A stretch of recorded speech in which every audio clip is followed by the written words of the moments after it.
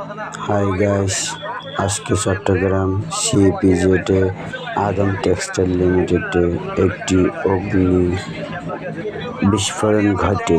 সেই বিস্ফোরণ থেকে পুরো ফ্যাক্টরি 5 তলা 6 তলা ফ্লোট 7 তলা ফ্লোট আগুন ধরে যায়। এখন সেই আগুন ফায়ার সার্ভিসরা নেভানোর অনেক চেষ্টা করছে, কিন্তু কোনোভাবেই নিয়ন্ত্রণে আনতে পারছে না। ইতিমধ্যে উপরে ফ্লোর থেকে নিচে আগুন আস্তে আস্তে নেমে যাচ্ছে। ঠিক আছে, নিচের ফ্লোরগুলো জ্বলে যাচ্ছে। আর যত পানি মারতেছে তত আগুন বেড়ে যাচ্ছে। আগুন এখানে নিভতেছে না। সবাই ভিডিওটা শেয়ার করে দিবেন। দেখুন, ফুল একটা ফ্যাক্টরি জ্বলে যাচ্ছে। এখানে অনেক মানুষ আহত হয়েছে। ভিতরে কত মানুষ আটকে পড়েছে কেউ জানে না। সবাই ভিডিওটা শেয়ার করবেন।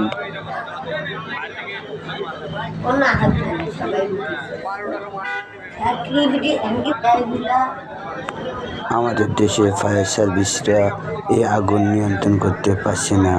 দেখুন, এর মধ্যে অলৌকিক ঘটনা ঘটে গেল। আল্লাহর কি রহমত!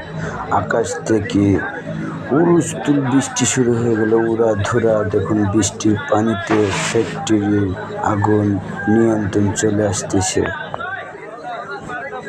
সবাই ভিডিওটা শেয়ার করুন। এত বড় একটা ফ্যাক্টরি, 8 তলা একটা ফ্যাক্টরি পুড়ে যাচ্ছে। এখন বিল্ডিংয়ের গ্লাস এবং লোহাগুলো সব গলে গলে পড়ে যাচ্ছে। কখন যেন এই বিল্ডিংটা ধসে পড়ে। আল্লাহ সবাইকে হেফাজত করুন। সবাই একটু দোয়া করবেন, ভিডিওটা শেয়ার করে দিবেন।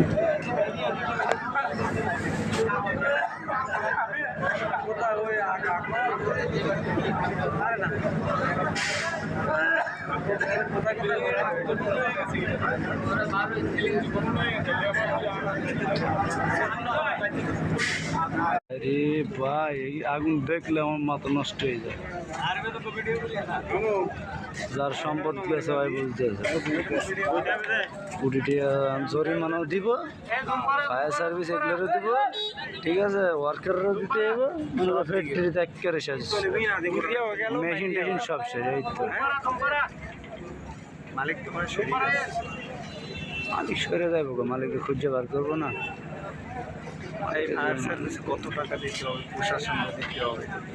আবার মারাও গেছে, নিতে হবে। কেউ মারা গেলে হেটার জরিমানা দিতে হবে।